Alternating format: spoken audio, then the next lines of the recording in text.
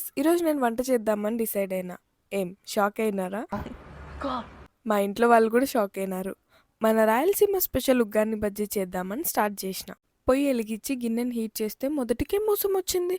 నేను ఇంకా ఏం స్టార్ట్ చేయకముందే గిన్నె మాడిపోయింది.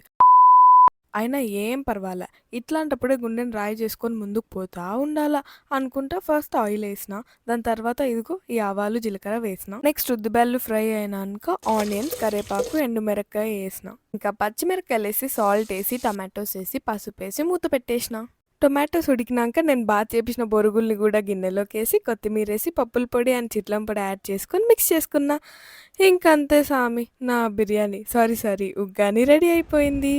ఇంకా ఈ ఉగ్గానిలోకి మిర్చి బజ్జీ పెట్టుకొని తింటే అబ్బా టేస్ట్ అయితే అమోఘం. అప్పుడప్పుడు అనిపిస్తుంది నేను చెఫ్ అయిపోతానేమో అని. ఎనీవేస్, నా వీడియో మీకు నచ్చితే లైక్ చేయండి, షేర్ చేయండి అండ్ ప్లీజ్ ఛానల్ని సబ్స్క్రైబ్ చేసుకోండి.